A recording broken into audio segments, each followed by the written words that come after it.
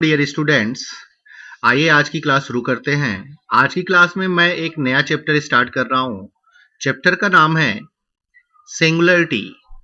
Okay, और singularity start करने से पहले हम कुछ और चीजें सीखते हैं, जैसे zero of an analytic function. Analytic function की जीरोज क्या होती हैं? ओके, तो a zero of an analytic function F Z is a value of Z such that F Z is equal to zero. मतलब अगर कोई फंक्शन एनालिटिक है f z, तो वो एनालिटिक फंक्शन एफ जेड जिस पर्टिकुलर पॉइंट पे zero होता है ना, तो वो पॉइंट उस फंक्शन की क्या कहलाता है? जीरोस कहलाता है। Okay, a zero of an analytic function F Z is a value of Z such that F Z is equal to zero. Okay, if fz is analytic in the neighborhood of z is equal to a, then by Taylor's theorem, fz can be expanded as a naught plus a1 z minus a plus a2 z minus a का whole square and so on. Okay, if a naught is equal to a1 is equal to a2 is equal to dash dash a n minus 1 is equal to 0, but a n not equal to 0, then fz is said to have a zero of order n at z is equal to a। मतलब कि अगर a0, a1, a2, a3, an minus 1 zero है और an खुद zero नहीं है, तो उस केस में fz के पास n ऑर्डर का जीरोज होगा at z is equal to a पे। ओके, अब जैसे मान लो कि a0, a1, a2 हमारा जीरो है और a3 जीरो नहीं है, तो उस केस में fz के पास 3 ऑर्डर का जीरोज मिलेगा। Okay, now the zero is set to be simple if n is equal to 1। n is equal to 1 के लिए जो जीरोज मिलता है या जीरोज का जो ऑर्डर होता है वो 1 ऑर्डर का होता है, और उसे हम 1 ऑर्डर के जीरोज को हम बोलते हैं simple. Okay, the zero is set to be simple if n is equal to 1, यानी कि a1 not equal to 0 and a naught is equal to 0। Okay, an की वैल्यू क्या होती है? an is equal to nth derivative of fa upon factorial n।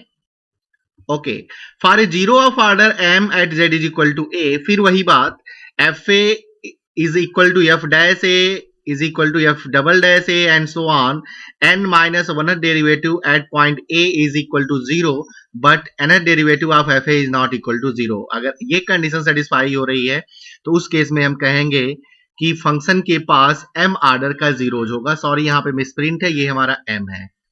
Okay, आइए आगे चलते हैं।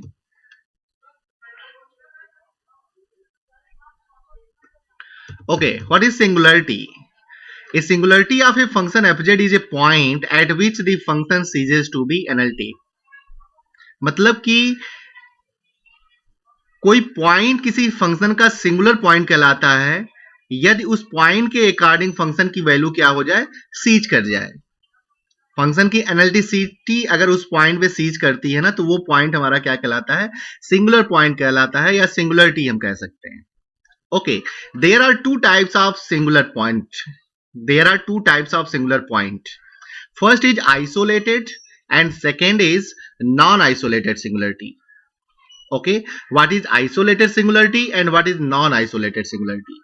Okay, if z is equal to a is a singularity of fz, and if there is no other singularity within a small circle surrounding the point z is equal to a, then z is equal to a is said to be isolated singularity of the function fz। इसका मतलब ये कहा जा रहा है कि okay, तो ये z is equal to a हमारा ना आइसोलेटेड सिंगुलरिटी की अगर हम बात करते हैं, तो z is equal to a हमारा आइसोलेटेड सिंगुलर पॉइंट बनेगा यदि डोमेन में सिर्फ और सिर्फ एक ही point z is equal to a हमारा क्या हो? सिंगुलर पॉइंट हो। ओके, अगर z is equal to a के नेबरहुड में कम से कम एक या दो या तीन और भी अगर कोई सिंगुलर पॉइंट एग्जिस्ट करता है ना, तो उस केस में जो सिंगुलरिटी बनती है वो हमारी नॉन आइसोलेटेड सिंगुलरिटी बनती है। ओके, तो सिंपल सी बात है कि आइसोलेटेड सिंगुलरिटी के लिए अगर डोमेन दिया हुआ है जिस डोमेन में अगर z is equal to a हमारा सिंगुलर पॉइंट बन रहा है, तो सिर्फ वही पॉइंट उस फंक्शन की सिंगुलर पॉइंट बनेगी। ठीक है ना, उसके नेबरहुड में एक भी पॉइंट ऐसा नहीं होगा जो उस फंक्शन का सिंगुलर पॉइंट बनेगा। तो उस केस में z is equal to a जो होगा वो हमारा क्या होगा? आइसोलेटेड सिंगुलरिटी होगा। ठीक है, अगर एक से ज्यादा सिंगुलर पॉइंट अगर डोमेन में मिल जाते हैं ना, तो उस केस में हम कहते हैं कि सिंगुलरिटी हमारी कैसी होती है, नॉन आइसोलेटेड सिंगुलरिटी होती है।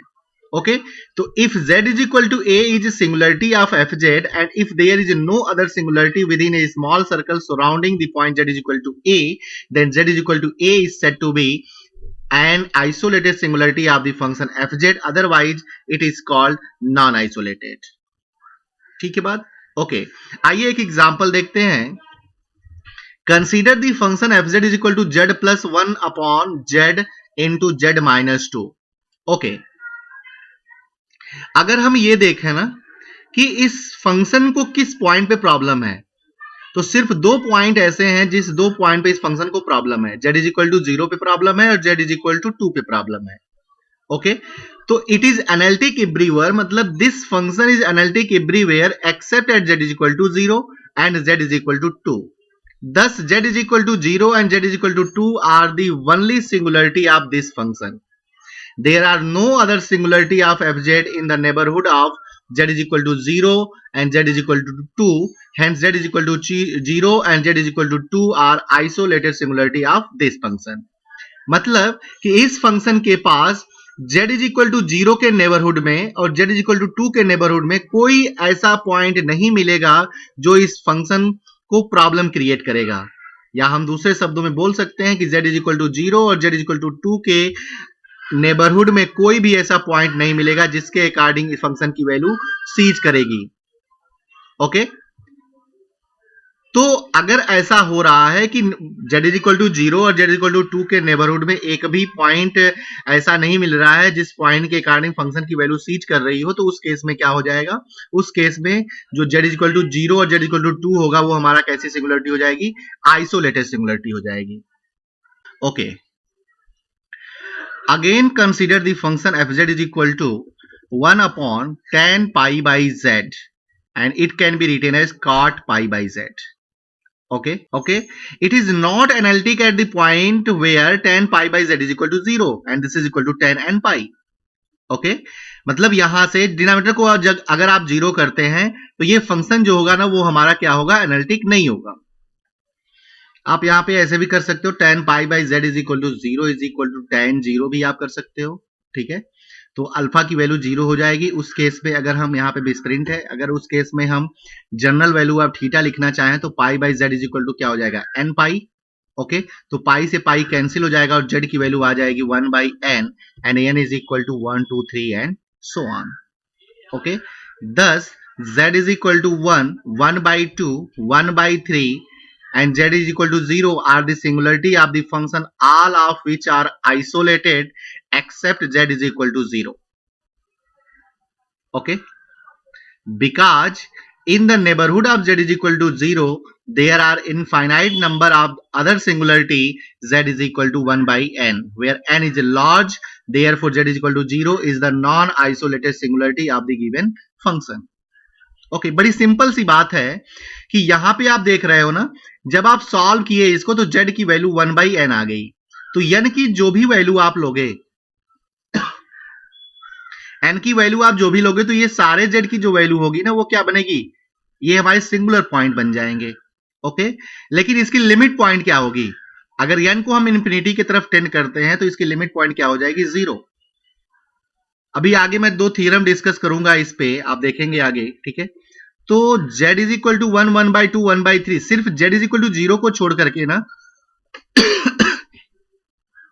सिर्फ z इज इक्वल टू 0 को छोड़ करके ये जो भी पॉइंट यहां पे मिल रहे हैं ये सारे पॉइंट कैसे हैं, आइसोलेटेड सिंगुलरिटी होंगे। आइसोलेटेड क्यों, क्योंकि z इज इक्वल टू 1 के नेबरहुड में ऐसा कोई पॉइंट नहीं मिलेगा जो पॉइंट फंक्शन को क्या करे, फंक्शन को प्रॉब्लम क्रिएट करे, ऐसा कोई पॉइंट नहीं मिलेगा। ऐसे ही z इक्वल टू 1 बाई 2 के नेबरहुड में कोई पॉइंट नहीं मिलेगा, लेकिन z इज इक्वल टू 0 के नेबरहुड में इनफाइनाइट नंबर ऑफ पॉइंट मिल जाएंगे जिसके लिए फंक्शन की वैल्यू क्या करेगी, सीज करेगी, मतलब कि फंक्शन की वैल्यू एनालिटिक नहीं होगी। ओके, मतलब फंक्शन एनालिटिक नहीं होगा। ठीक है, तो यहां से सिंपल सी बात है कि यहां से z इज इक्वल टू 0 जो होगा वो हमारा नॉन आइसोलेटेड सिंगुलरिटी होगा, और नॉन आइसोलेटेड सिंगुलरिटी क्यों, क्योंकि z इज इक्वल टू 0 के नेबरहुड में इनफाइनाइट नंबर ऑफ पॉइंट ऐसे मिल जाएंगे जो इस फंक्शन की एनालिटिसिटी को फेल करेंगे। ओके, और ये z इज इक्वल टू 1/2, यानी कि जीरो को छोड़ करके ये जितने भी पॉइंट मिल रहे हैं ये सारे पॉइंट कैसे हो जाएंगे, आइसोलेटेड सिंगुलरिटी हो जाएगी। ओके